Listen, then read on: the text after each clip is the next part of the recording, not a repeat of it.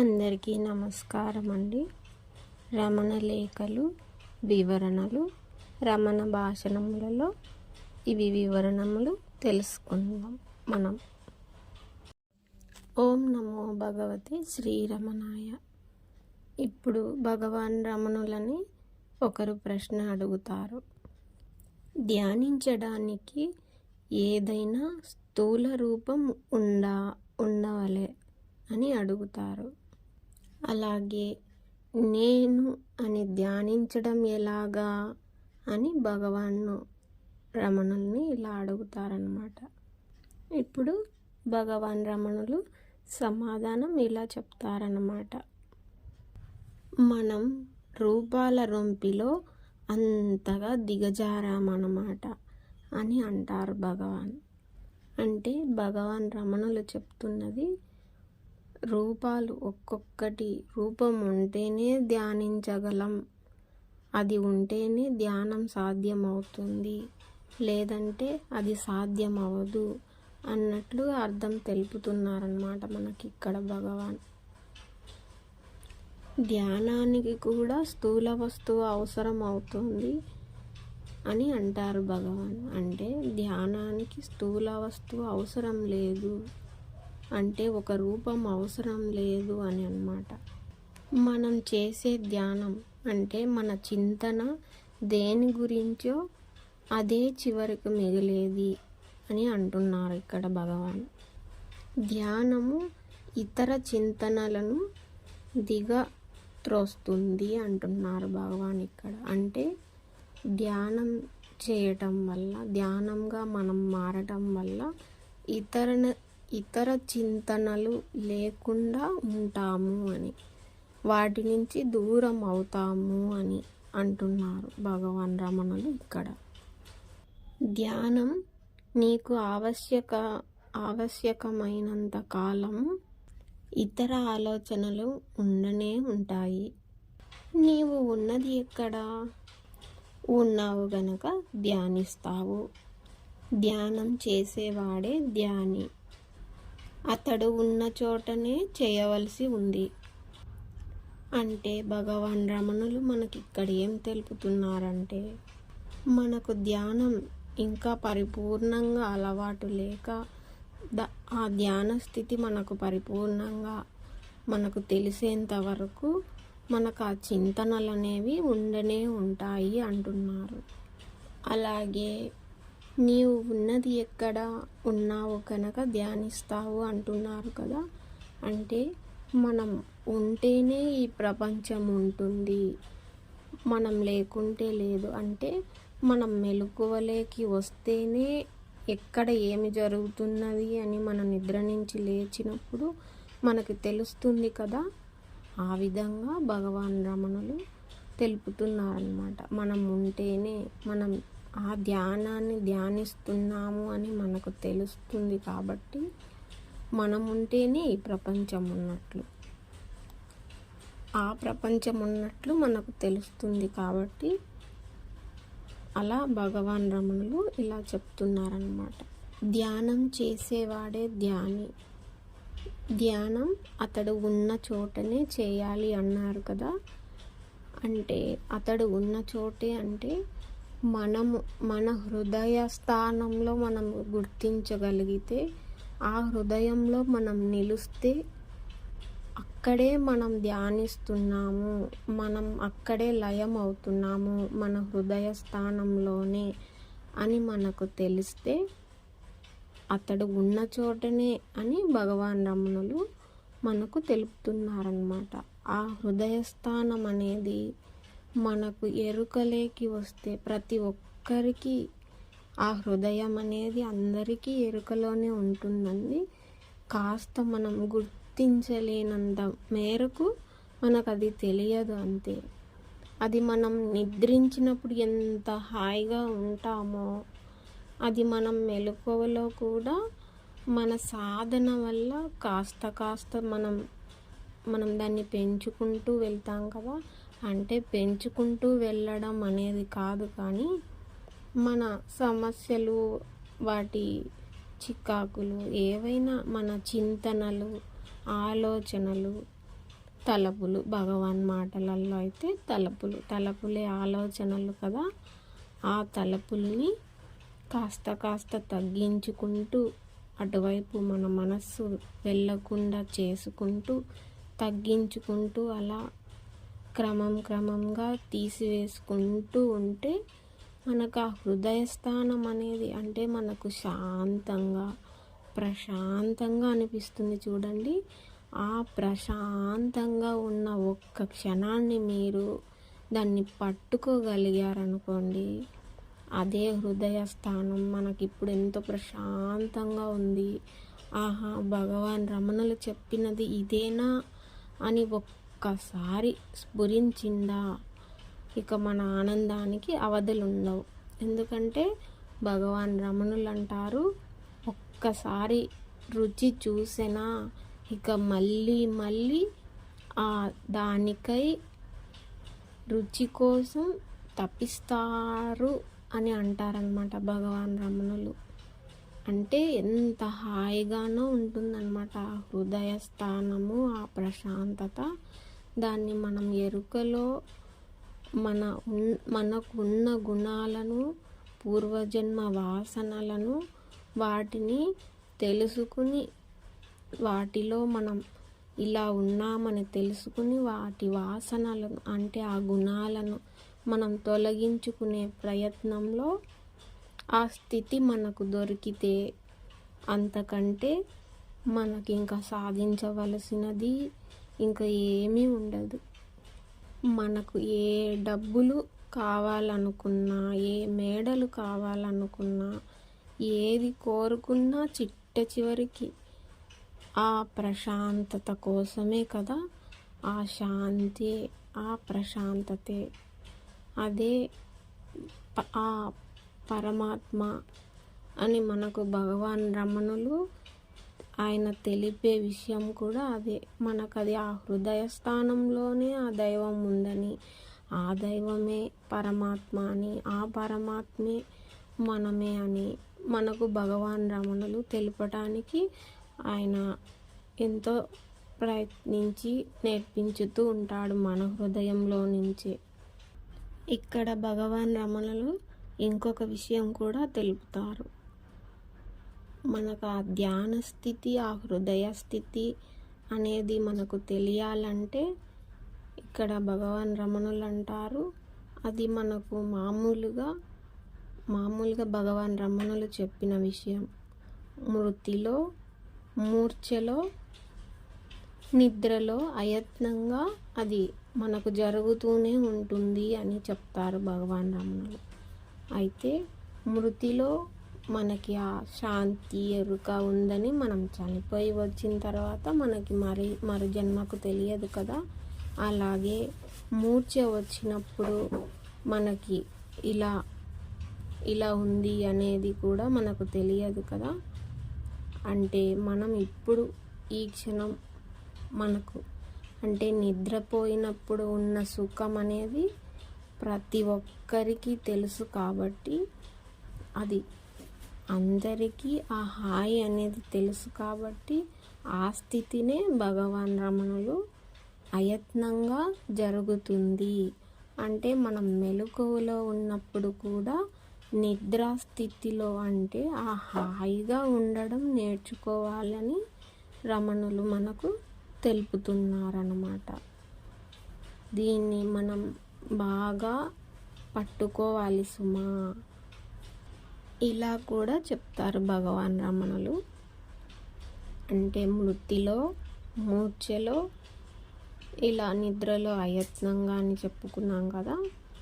దాన్ని మనకు తెలిసి ఉండి ఆ ఎరుకలో ఉండటమే, మనకు అది తెలిసిపోవటమే ఇక మృతిలో, మూర్ఛలో ఇక ఏ భయము ఉండదని ఆ స్థితిని మనం చేరుకుంటే. ఇప్పుడు ఒకరు ప్రశ్నించుతారు, దయచేసి అహంస్ఫురణ ఏమిటో తెలియజేయండి అని. భగవాన్ రమణులు ఇలా అంటారు, నేను నిద్రలో తెలియదు, మెలకువలో అది దేహంతో, జగత్తుతో అనాత్మతో కలిసి గోచరిస్తుంది అని. ఇలా కలిసిన నేను అహం వృత్తి. అయితే ఆత్మను మాత్రమే సూచించేదైతే అది అహం స్ఫురణ. ఇది జ్ఞానులకు సహజం. దీన్నే జ్ఞానులు జ్ఞానమని, భక్తులు భక్తి అని వర్ణిస్తారు. అంటే భగవాన్ రమణులు మనకు ఇక్కడ తెలుపుతున్నది, మనకు నేను అనేది నిద్రలో తెలియదు. అంటే నిద్రలో అన్నీ మరిచిపోయి హాయిగా ఉంటాం కదా, అలా. మరి మెలకువలో లేచిన దగ్గర నుంచి జగత్తుతో, అనాత్మతో, దేహంతో, జగంతో, అనాత్మతో, అంటే దేహము అంటే మనం శరీరముతో, మనకు లేచిన దగ్గర నుంచి మనకు అవే ఆలోచనలు కదా, ఇది నేను ఇది చేయాలి, నేను అది చేయాలి, నేను ఇదే అన్నట్లుగా. జగత్తుతో అంటే మనం అక్కడికి వెళ్ళాలి, పలానా వాళ్ళని కలవాలి, ఇవాళ ఈ పనులు చేయాలి, ఇవి చేయాలి, అవి చేయాలి అని జగత్తుతో ముడిపెట్టుకోవటం అన్నమాట. ఇంకా అనాత్మతో కలిసి తోడై గోచరిస్తుంది అని అంటే అనాత్మ అంటే మన మనస్సు అన్నమాట. మన మనస్సు ఈ శరీరము మనం అనే భావనలోకి తీసుకెళ్ళి ఈ బయట ఉన్న ప్రపంచాన్ని అదే మనం ఇక చేయాలి, ఇటు వెళ్ళాలి, అటు వెళ్ళాలి, మనం ఎన్నెన్నో ఆ తలపులు అనేవి, అంటే తలపులే ఆలోచనలు అనేది మనం బాగా గుర్తుంచుకోవాలన్నమాట. ఇలా ఈ మూడింటి చేత మనకి ఆ అహం స్ఫురణ అంటే అది వ్యక్తమవుతూ ఉంటుందన్నమాట. అలా దేహము, జగత్తు, అనాత్మ అంటే మనసు అన్నమాట. ఈ మూడు కలిసి ఉండటం వల్ల మనకి ఏకమయ్యి అది అహం స్ఫురణగా మనకు తెలుస్తుందన్నమాట. ఇలా మూడింటి చేత కలిసి ఉన్న నేను అహం వృత్తి అన్నారు భగవాన్. అంటే అది అహంకారంతో చేసే చేష్టలు, కదలికలు లాగా ఉంటాయన్నమాట మనం అర్థం చేసుకుంటే. ఒకవేళ ఆత్మను సూచించేది అని అంటే అప్పుడు అది శుద్ధ మనస్సు, అదే అహం స్ఫురణ. అంటే తనంతట తానే మనకు స్ఫురించింది, అంటే తెలియవచ్చింది, లోపల నుంచి ఆత్మగా స్ఫురణ అంటే తెలియవచ్చింది అని మనం అర్థం చేసుకోవచ్చు అన్నమాట ఆ పదాలని. అలా భగవాన్ రమణులు చెప్పినది మనం బాగా లోతుగా ఆలోచించి అర్థం చేసుకుంటే ఎన్నెన్నో విషయాలు, అర్థాలు దాగి ఉంటాయన్నమాట. వాటినే మనం తెలుసుకుంటే ఇంతటి అర్థాలు ఉన్నాయా అని తెలుస్తుంది. తెలిసిన తర్వాత ఆనందంగా ఉంటుందన్నమాట. భగవాన్ రమణులు మనకు ఇలా కూడా తెలుపుతారన్నమాట. ఇప్పుడు అది నిద్రలో కూడా నిత్య స్థితమైన సులభంగా గోచరించదు అని. నిద్రలో అది అంత త్వరగా వ్యక్తం కాదు. మొదట దానిని జాగ్రత్తలో గుర్తించవలసి ఉంది.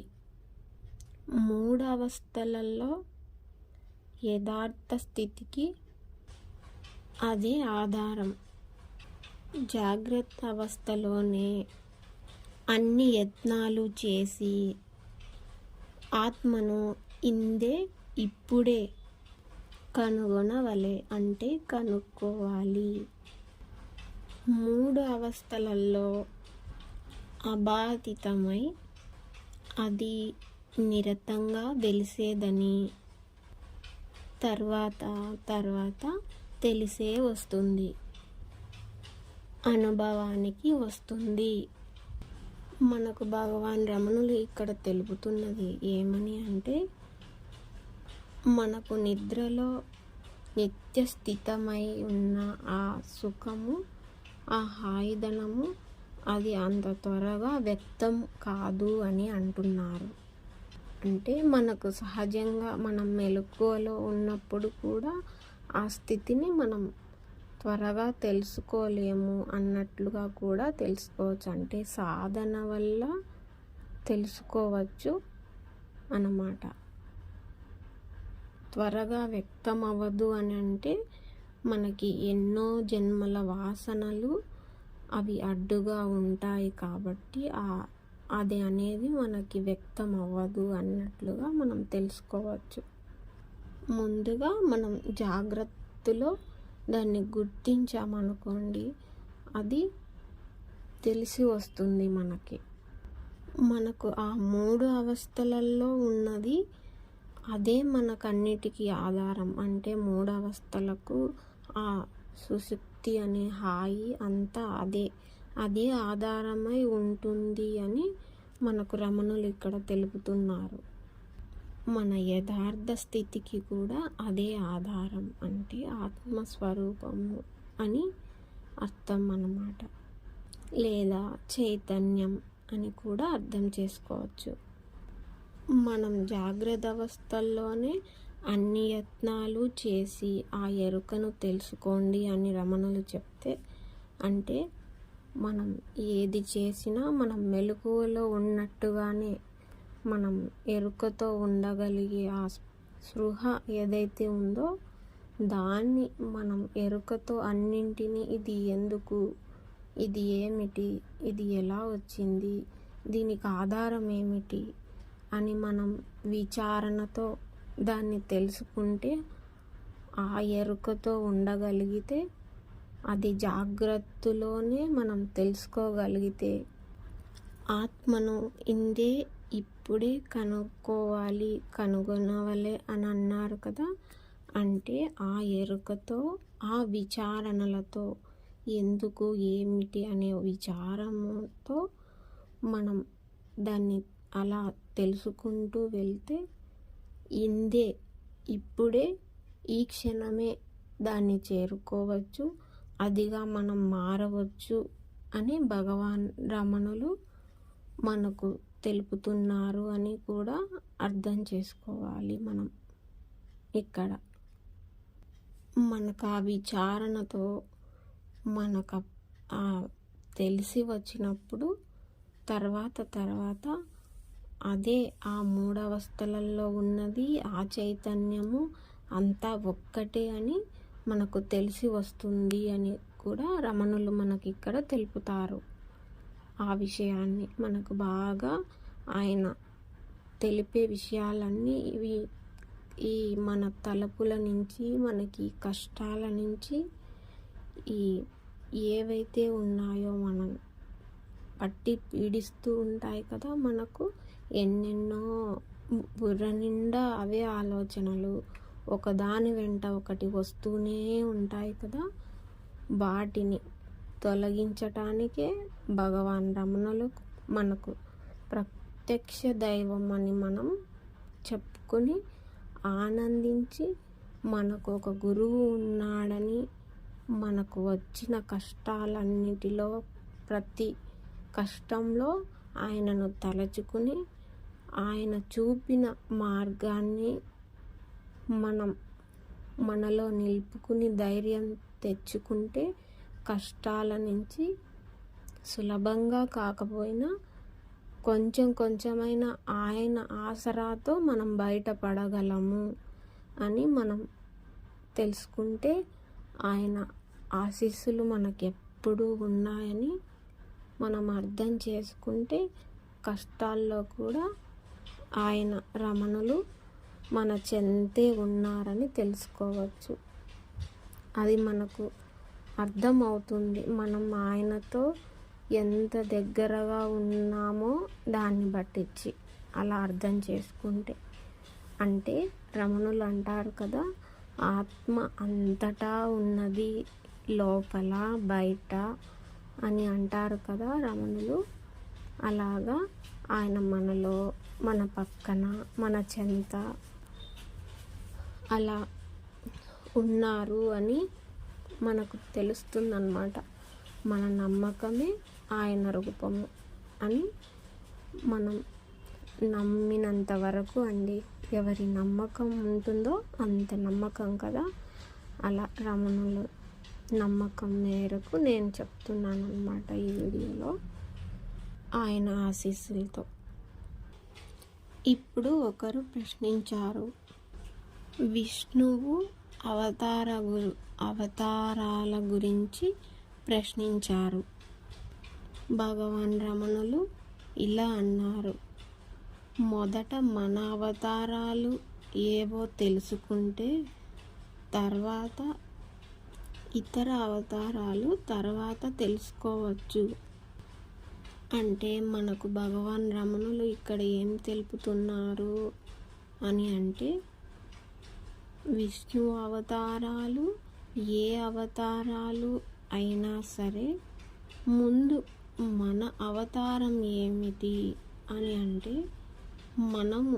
మనకున్న గుణాలు ఏవైతే ఉన్నాయో, అంటే మనం బాగా చూస్తూనే ఉంటాం కదా ప్రపంచంలో, ఎవరైనా ఆపద సమయంలో కానీ కష్ట సమయంలో కానీ ఎవరికైనా సహాయం చేశారనుకోండి, ఆహా దేవుళ్ళలాగా వచ్చావయ్యా, నువ్వు దేవతలాగా వచ్చావమ్మ సమయానికి అనే పదాలు వింటాం కదా.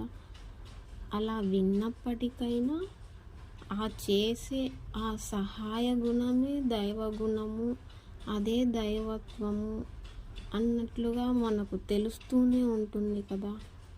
ఆ విషయాలను బట్టి మనకు తెలుస్తూనే ఉంటుంది. అంటే దైవంలాగా వచ్చి కాపాడారు అనే గుణం ఏదైతే ఉందో, కష్ట సమయాలలో వాళ్ళకి చేయాలి అనే గుణం ఏదైతే ఉందో దాన్నే దైవత్వంగా చెప్పుకుంటాం కదా మనం.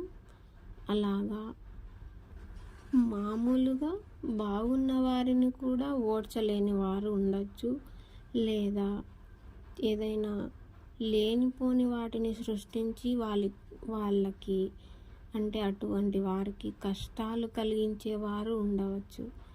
అంటే ఇంత ఓర్వలేని వాళ్ళమని మనం తిట్టుకున్న వారు కూడా ఉంటారు. అంటే వారికి ఆ రాక్షస గుణం కానీ రాక్షసులు లాంటి పేర్లు కానీ మనం పెట్టి ఏదైనా తిట్టుకుంటూ ఉంటాం కదా, అలా అన్నమాట.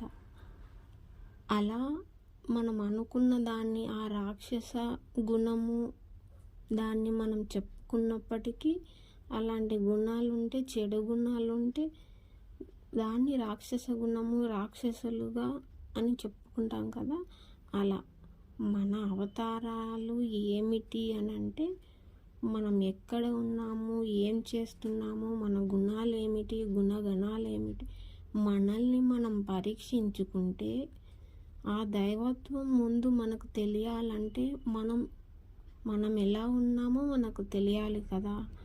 ఆ దైవం ముందు మనకు తెలియాలి అని అంటే మనకు తెలియాలి కదా ఆ విషయం. మనం ఎలా ఉన్నాము అనే, మన పక్వతగా ఉన్నామా లేదా అనే దానికి మనకు తెలుస్తుందన్నమాట. అది ఆ శుద్ధ గుణము, శుద్ధ మనస్సు, ఆ పక్వత అనేది దైవాశీర్వాదంగా మనకు ఆ శుద్ధ మనస్సు ఉన్నప్పటికీ మనలో తప్పులు ఉంటే ఆ తప్పులు దిద్దుకునే ఆ శక్తి మనకు, ఆ ఆశీర్వాదం, ఆ దైవాశీర్వాదం మనకు లభించినప్పుడు, అలా మనకు ఆ తప్పులు మనలో ఉన్నవి గుర్తించగలిగే శక్తి మనకు ఇచ్చినప్పుడు అప్పుడు మనకు తెలుస్తుంది మనం ఎలా ఉన్నాము. మనం ఇలా ఉన్నప్పటికీ మనకు దైవానుగ్రహం ఎలా ఉంటుంది, మనలో తప్పులు తొలగించుకోవాలి అని మనకు ఎప్పుడైతే ఆ బుద్ధి కలిగితే అప్పుడు మనకు దైవం అనేది మనలో ఉన్నట్లుగా కానీ, మనకు అనుగ్రహించినట్లు కానీ, మనకి ఆ దైవమే మనము మనంగా మారవచ్చును అన్నట్లుగా అంతటి అర్థం అందులో ఉంటుంది అనేది మనకు తెలిస్తే ఆ సమయం ఎంతో ఆనందంగా ఉంటుంది. ఈ విషయాన్ని మీరు మీ లోపల ఆలోచించి తెలుసుకుంటే అది నిజమే కదా అన్నది మీరు ఆలోచించుకోగలిగితే ఎవరైనా ఆలోచించుకుని దాని నుంచి బయటపడవలసినదే కదండి. అలా అన్నమాట. రమణులు తెలిపే ప్రతి విషయము మనం జీవితాలలో నుంచి బయటికి పడే ఒక మంచి విషయంగా మనం తెలుసుకుంటే దాని నుంచి బయటపడితే అదే మనకు దైవానుగ్రహము. ఆ దైవమే మనలో ఉన్నాడు. ఆ దైవంగా మనం మారవచ్చును. మనల్ని మనం విచారణతో తెలుసుకున్నప్పటికీ ఆ దైవమే మనము. ఆ దైవంలాగా మనం దైవానికి ఉన్న గుణాలని మనం శుద్ధిగా మన మనసును శుద్ధి చేసుకుంటే అప్పుడు మనం తెలుసుకోగలం అన్నమాట. ఈ విషయాలన్నీ భగవాన్ ఏం చెప్తున్నారు, మన అవతారము ఏమిటో తెలుసుకుంటే అన్నట్లుగా అర్థం చేసుకోవాలి కదా మనం ఇక్కడ. ఇంకొకరు ప్రశ్న అడిగారు, ఈశ్వరుడు ఎవరు అని, ఎక్కడ ఉన్నాడు అని అడిగారు. భగవాన్ రమణులు ఇలా తెలిపారు, ఈశ్వరుడు ఎవరి భావనో ముందు కనుక్కోండి అని రమణులు అంటారు. భావించిన దాన్ని బట్టి ఉంటుంది. మొదట నీవెవరో తెలుసుకో, ఆ సమస్య తనంతట తానే పరిష్కారం అవుతుంది అని అంటారు. మనం ఇందాక చెప్పుకున్నట్లే మనల్ని మనం తెలుసుకుంటే అంటే మనలో మనం అంతర్ముఖం చేసి మన మనస్సుని నీవెవరో తెలుసుకో అని రమణులు తెలుపుతున్నారన్నమాట. అంటే ఈశ్వరుడు ఎవరు అని, ఉన్నాడా లేడా అనే ప్రశ్నలన్నీ మనకు వస్తూ ఉంటాయి కదా. మొదట ఎవరికైనా వస్తాయి. అలా వచ్చినప్పటికీ మనం ఎవరము, ఎక్కడి నుంచి వచ్చాము, వచ్చినప్పుడు పుట్టినప్పుడు ఎలా ఉన్నాము, పెద్ద అయిన తర్వాత ఎలా ఉన్నాము, ఇలా సహజమైన విషయాలే. ఎంతో ఎక్కడికో వెళ్ళి తెలుసుకోవలసిన విషయాలు అయితే కావు కదా. అవి మనలోనే ఉన్న విషయాలు. భగవాన్ రమణులు ఎప్పుడు సులభమైన సూచనలతోనే మనకు చెప్తూనే ఉంటారన్నమాట. నీవెవరో తెలుసుకో ముందు, మనం ఎక్కడి నుంచి వచ్చాము, ఎలాంటి గుణములతో ఉన్నాము, ఏ స్థాయిలో ఉన్నాము, మనం ఈ సాధన ఈ రమణుల వారి పాద సన్నిధికి చేరాము అని అంటే ఎంతటి అదృష్టమో చేసుకుంటే కానీ ఆయన పాద సన్నిధికి మనం చేరగలిగే వారము కాదు కదండి. అలా అన్నమాట. మనం తెలుసుకుంటే అంటే మన విచారణ ఆయన వేసే ఆ విచారణ ధూపం వేస్తూ ఉండండి అని అంటారు కదా మరొక వీడియోలలో, రమణ లేఖల వీడియోలలో. అలాగా మనం విచారణ అనే ధూపం అంటే ఎవరము, ఎక్కడి నుంచి వచ్చారు, ఈ బంధువులు, ఈ బంధాలు అని నిత్యము మనం పూజ ఏ విధంగా చేస్తామో, స్త్రీలైనా సరే పురుషులైనా సరే పూజలు చేసేవారికి ఆ దీర్ఘంగా భక్తి ఉంటుంది కదా. అంటే వారికి అర్థమవుతుందని చెప్తున్నాను. పూజలు చేయని వారు అని నేను అనడం లేదు, దయచేసి అర్థం చేసుకోవాలి.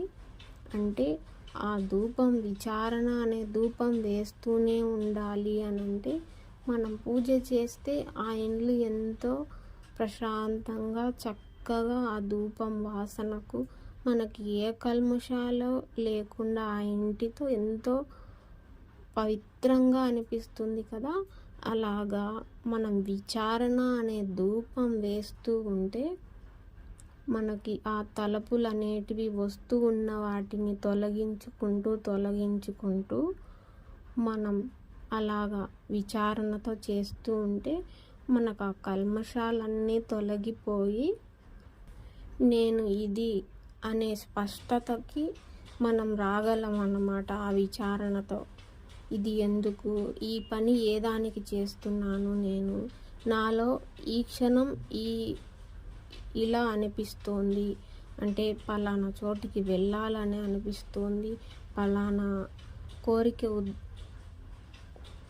కోరిక అనేది కలిగింది అంటే ఏదైనా తినాలి అనిపించింది, లేదంటే ఏదైనా పని చేయాలనిపించింది అని అనుకున్నప్పుడు మనకు ఇలా ఎందుకు లోపల నుంచే వస్తున్నాయి కదా, ఇవి మనలో నుంచే వస్తున్నాయి కదా అని తెలుసుకుంటే, మనం ఇలా విచారణతో తెలుసుకుంటే ఆ సర్వేశ్వరుడు మనలో ఉండి స్ఫురణగా ఉద్భవించుతున్నాడు. అంటే జ్ఞానమై తాను మనకి ఈ ఎరుకలోకి తీసుకొస్తున్నాడు. ఆ పరమేశ్వరుడే అని అనుకోవచ్చు, ఆ జ్ఞాన స్వరూపమే అనుకోవచ్చు, ఆ అరుణాచలేశ్వరుడని అనుకోవచ్చు, రమణుల వారు ఆశీర్వాదమని, ఎవరి స్థాయికి వారు ఏదైనా అనుకోవచ్చు, అంతా ఆయన అనుగ్రహమే అని అనుకోవచ్చు. ఇలా మనం తెలుసుకుని ఈ తలపుల మూటల నుంచి మనం ఎప్పుడైతే బయటపడగలమో, భగవాన్ రమణులు అంటారు కదా, తలపుల మూటలు ఇవి తీర్చలేనివి అన్నట్టుగా. ఒక చాకలి వాళ్ళు పాపం వాళ్ళు ఎన్ని బట్టలో ఉతికి ఎంతో కష్టపడి ఆ మూటలన్నీ శుభ్రపరిస్తే మళ్ళీ కొన్నాళ్ళ తర్వాత బట్టలు వేస్తే మళ్ళీ తెచ్చుకొని ఉతుక్కున్నట్లు, ఇలా జీవన పర్యంతము అలా ఉన్నట్లుగా మనకి ఈ తలపుల మూటలు అనేటివి ఉద్భవిస్తూనే ఉంటాయి. ఇలా మనకి ఎంతకాలము నుంచో అలా తలపుల మూటలు ఉంటాయి. మన మనసుని శుభ్రపరచుకోవాలి. ఎన్నో బట్టలు ఉతుక్కున్నట్లుగా మన మనసులో ఉన్న తలపుల మూటలని ఒక్కొక్కటి విచారణతో తీసి శుభ్రం చేసుకుని, రమణులు చెప్పినట్టు ఇది ఏమిటి, ఇది ఎవరు అనే ఒక ధూపము లేదా దాన్ని శుభ్రపరిచేదానికి అన్వయం చేసుకుని విచారణతో మనం ఇలా అర్థం చేసుకుని ముందుకు సాగాలని భగవాన్ రమణులు మనకు తెలిపేది ఈ విషయాలే.